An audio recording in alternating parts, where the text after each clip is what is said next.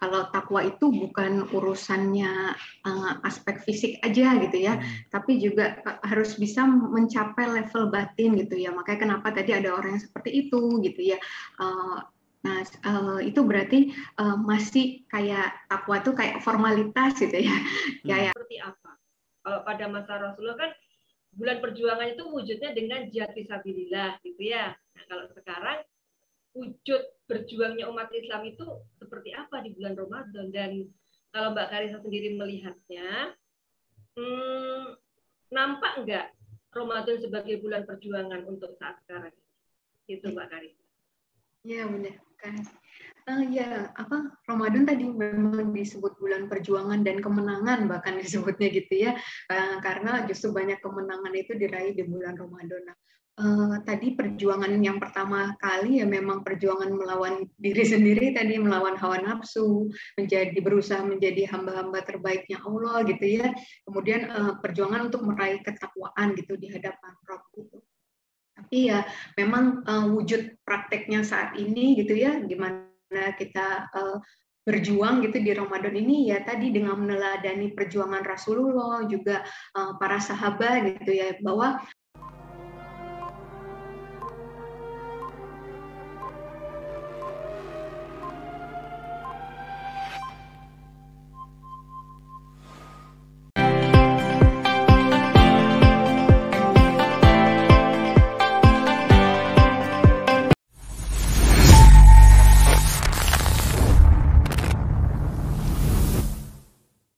Baik Mbak Karissa, untuk pertanyaan selanjutnya insya Allah akan dilanjutkan oleh Bunda saya, Bunda Puspita, yang tadi disebutkan dari Sleman, Yogyakarta. Monggo Bunda Puspita dilanjutkan bincang asiknya. Ya, terima kasih Mbak Ika. Assalamualaikum Mbak Karissa, apa kabar? Assalamualaikum warahmatullahi Bunda, alhamdulillah khair. Alhamdulillah. Makin bersinar kayak Mbak Karissa ya. Belum mandi ini Bunda.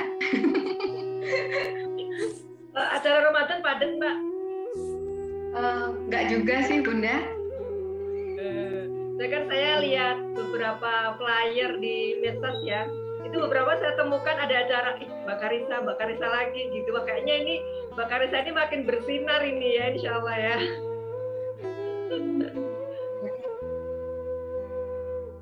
Ya. Baik Mbak, salankan bincang-bincangnya Mbak ya. Jadi tadi melanjutkan apa yang sudah disampaikan oleh Prof. Suteski, juga Mbak Ika, Masya Allah luar biasa. Saya juga senang banget nih Mbak, hari ini bisa ketemu dengan Mbak Karissa lagi, dokter gigi dan Korea dan cerdas pastinya ya. Gini Mbak, jadi kalau tadi Mbak Ika kan sudah menyampaikan, bulan puasa itu, bulan apa aja tadi Mbak Ika?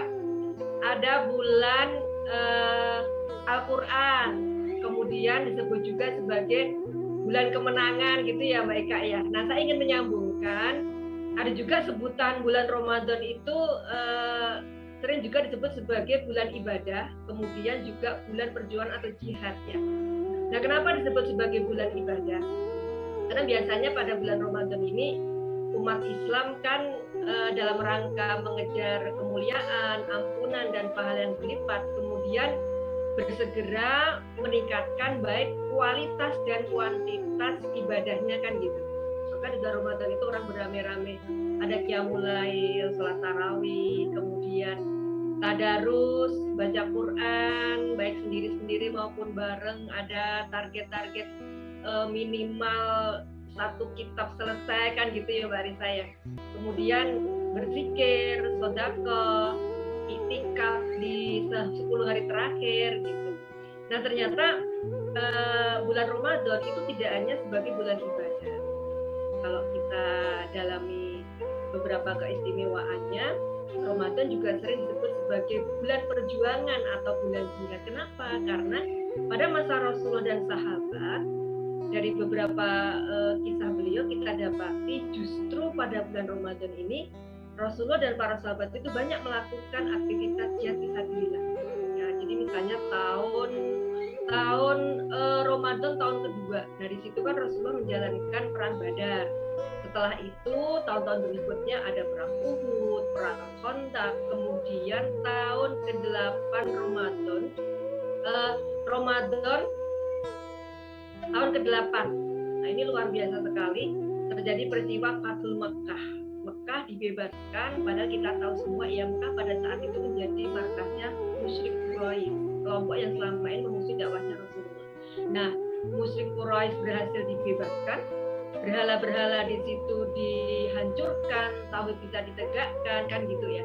Kemudian di tahun berikutnya juga Rasulullah kembali dari perang ke Tabuk dan meraih kemenangan. Masya Allah, luar biasa sekali. Ini menjadi sebuah motivasi yang banget saya kira ya Mbak Ika, Prof dan Mbak Karissa, bahwa di bulan Ramadan ini sebagai bulan perjuangan nggak boleh sedikit pun kita malas-malasan, justru kita memberikan semangat dan dorongan yang luar biasa untuk menjalankan segala ibadah.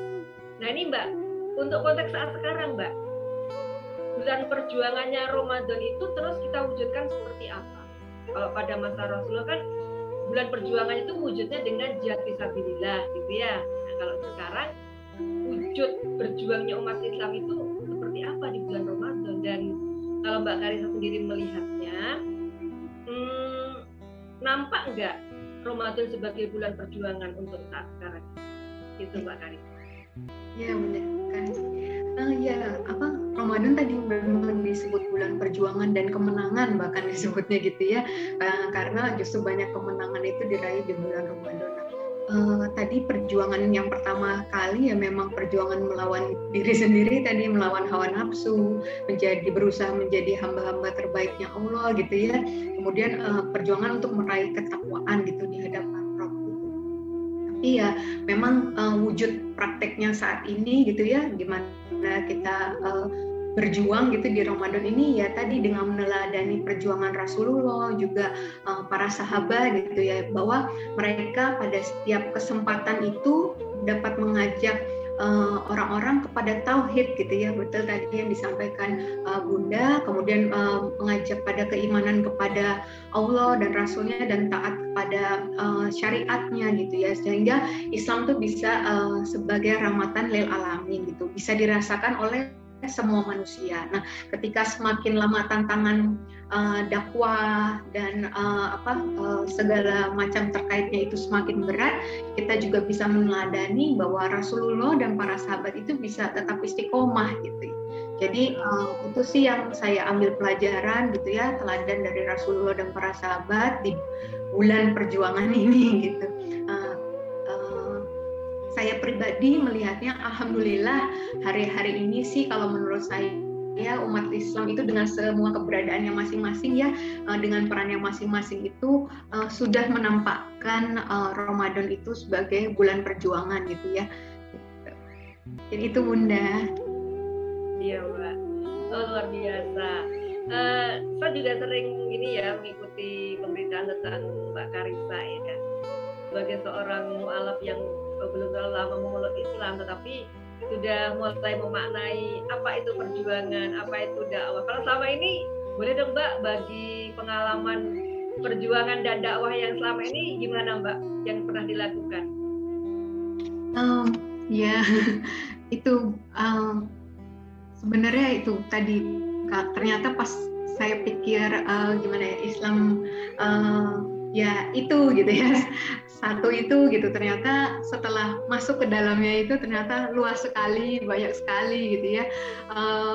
Ya itu benar juga yang disampaikan bahwa ilmu Allah tuh luas sekali gitu ya, semakin dipelajari kok semakin kayak nggak tahu apa-apa gitu. Sebenarnya kadang makin belajar tuh makin kayak nggak pede sebenarnya Bunda untuk berdakwah gitu, takut ada salah dan sebagainya gitu. Sejujurnya itu sih Bunda, cuman ada lagi satu sisi, oh iya itu udah jadi kewajiban kita juga gitu ya. Tapi ya mungkin ya benar, Islam itu juga kan agama yang adil ya Bunda. Adil itu di sini menempatkan segala sesuatunya tuh pada tempatnya gitu, sesuai porsinya gitu. Jadi ya saya tidak menghilangkan kewajiban berdakwah, tapi ya saya melihat kapasitas saya mungkin hanya baru sampai segini, ya saya nggak bisa bicara hal yang mungkin seperti Prof. Suteki, seperti Bunda gitu, seperti Mbak Ika gitu ya. Jadi ya sebatas yang saya sambil belajar ya itu yang saya sharingkan, mungkin seperti itu. Kemudian juga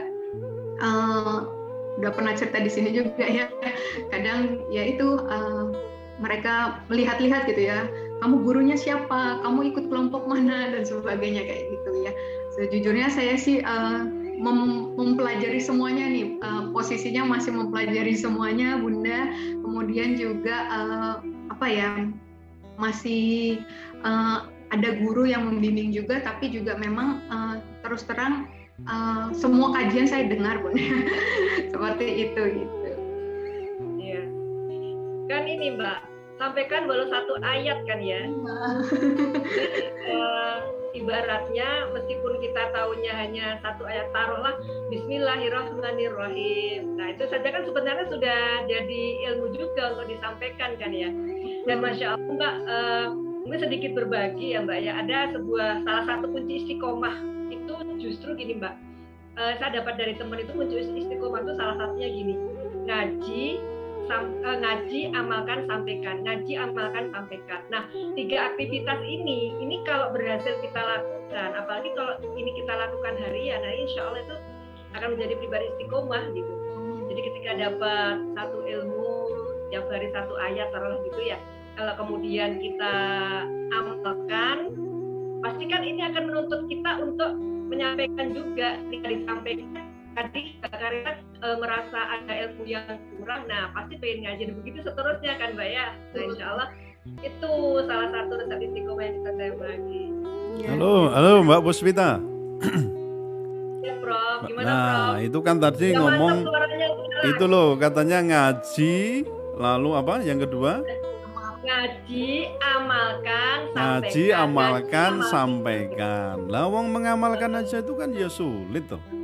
Ya toh, kalau ngajinya gampang, saya itu ngaji sirah nabawiyah, ngaji ini macam-macam. Tapi begitu kita ini ketemu dengan kenyataan yang ada di depan kita, loh, mau kita terapkan kok sulit, ini gimana? Belum lagi diri kita. Nah, terus saya mau tanya dikit nih dengan Mbak Karissa, tipsnya apa itu untuk supaya ini ngaji lalu ngamalkan? Oke, nanti yang mendakwahkannya nanti, terutama yang untuk mengamalkan ini tipsnya gimana setelah kita tahu gitu Mbak Karissa? Ya betul Prof. Itu juga Prof, saya ketemu ayat itu juga yang bahwa apa, Allah murka gitu kalau kita nggak mengerjakan. Nah itu yang tadi mau tak sampaikan itu. Ya. Nah itu Prof, itu makanya kadang saya Instagram saya itu kadang kok dokter udah lama nggak share gitu kan. Saya bisa istiqomah melaksanakannya saya share gitu. Karena gitu tadinya setiap apa langsung share gitu kan, pikir sambil berjalan mengamalkan gitu. Tapi saya takut tadi Allah murka itu, ya saya istiqomahkan melaksanakannya dulu gitu. Betul Prof, jadi gitu. Tapi memang akhirnya saya juga belajar gitu, ketika kita mendapatkan perintah dari Allah dan sebagainya, mendengar yang harusnya dilakukan itu memang udah cuman samina wa atona gitu ya. Ketika kita berusaha untuk taat itu insya Allah gitu. Kadang kita mikir tapi nanti gimana, tapi itu malah nggak jalan gitu. Tapi ketika kita ya udah jalan gitu, itu insya Allah mudahkan, karena niat kita kan untuk taat ya kepada Allah, juga niat kita mengikuti sunnah Rasul gitu ya. Itu dulu saya juga kenapa sih harus selalu menghidupkan sunnah Rasul, saya juga bingung. Tapi ya memang ternyata dengan modal taat aja gitu, insya Allah bonus itu manfaat itu hanya bonus aja gitu ya, manfaat yang didapat kemudian tuh hanya bonus. Jadi memang makin kita tunda gitu, makin kita banyak excuse-nya, itu malah susah taat. Tapi bener taat itu ya taat tanpa tapi, tanpa nanti, itu malah lebih, itu yang berat. Tapi saya rasa malah itu jadi lebih mudah ketika daripada saya malah excuse dulu.